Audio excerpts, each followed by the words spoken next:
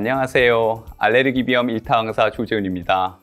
알레르기 비염은 적게 잡아도 전 인구의 5%, 많으면 20%에 달하는 매우 흔한 질환입니다.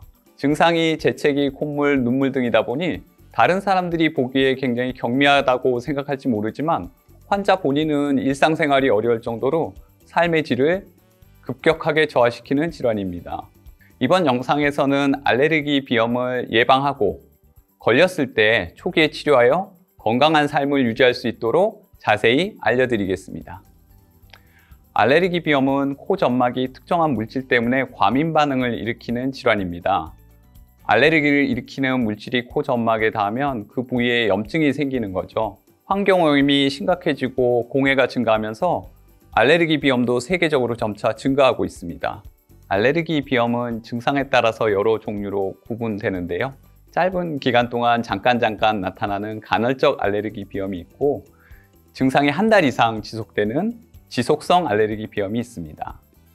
또 특정 계절, 이를테면 꽃가루가 날리는 계절에만 나타나는 계절성 알레르기 비염이 있고 증상이 1년 내내 지속되는 통연성 알레르기 비염이 있습니다. 증상의 정도에 따라서도 나눌 수 있는데요. 증상이 매우 경미한 경도의 알레르기 비염이 있고 증상이 좀 더 심한 중등도 알레르기 비염도 있습니다.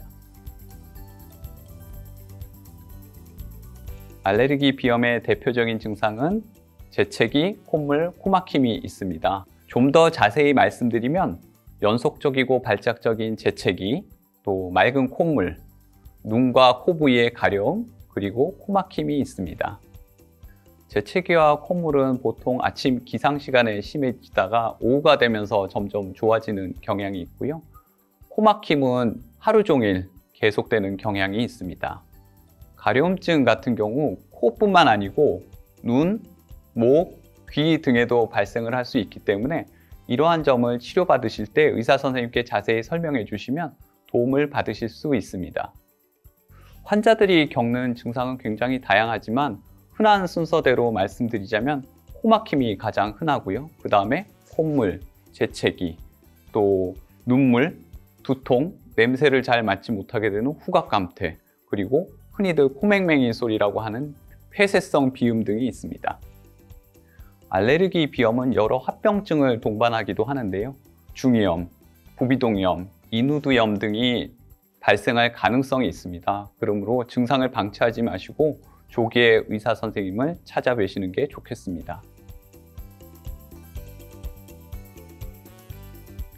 천식과 마찬가지로 알레르기 비염도 어떤 유전적인 요인과 환경적인 요인이 만나서 생기는 질환으로 알려져 있습니다. 즉, 부모로부터 알레르기 체질을 물려받은 분들이 주위에 여러 알레르기를 일으킬 수 있는 유발 요인을 만나서 증상이 발현하게 되는 것이죠.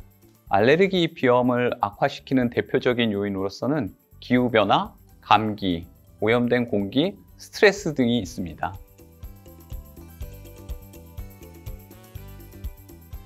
알레르기 비염의 정확한 진단은 증상과 검사로 이루어지게 됩니다. 우선 가장 먼저 해야 될 것은 감기와의 구분인데요. 사실 두 질환 모두 코가 막히고 콧물이 흐르고 재채기를 하기 때문에 구분하기 어려운 경우들이 많습니다.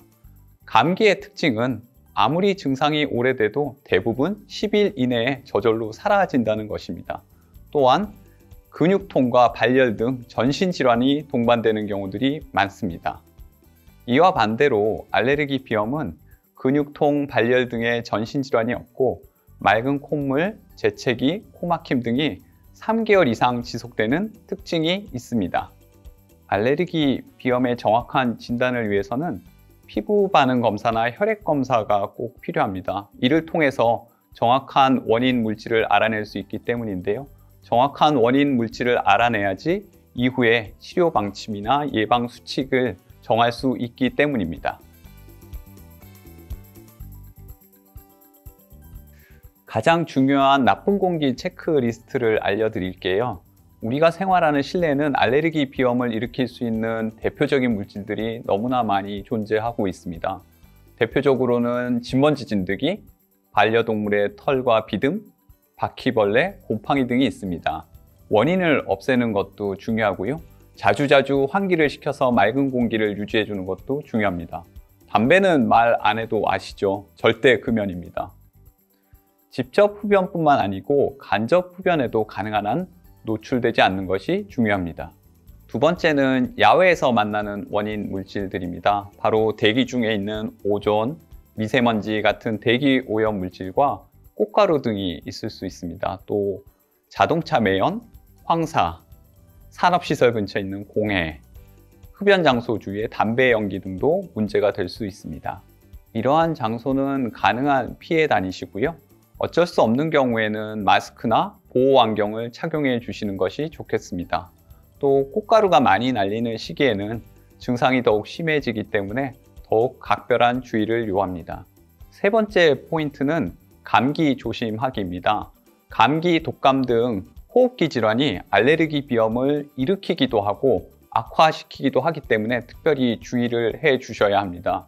감기 환자의 접촉은 가능한 한 피하시고 식사 전후에는 반드시 손을 깨끗이 씻어 주십시오. 또 씻지 않은 손으로 눈이나 코, 입 등을 만지면 감기에 걸릴 우려가 있으므로 주의하도록 합시다. 마지막 네 번째로 본인의 증상에 대해서 정확히 알자입니다. 환자마다 알레르기 비염을 일으키는 원인 물질이 모두 다르고 또 그에 따라 치료 방법도 달라집니다. 따라서 피부 반응 검사나 혈액 검사를 통해 정확한 원인 물질을 밝히고 치료 방법뿐만 아니고 일상생활에서 문제가 되는 환경과 원인 물질을 피하는 것이 매우 중요합니다. 유전 요인을 갖고 있다 하더라도 일상생활에서 예방수칙을 잘 지키면 충분히 알레르기 비염으로부터 자유로운 생활을 하실 수 있습니다. 이상 알레르기 비염 1타 강사 조준이었습니다. 감사합니다.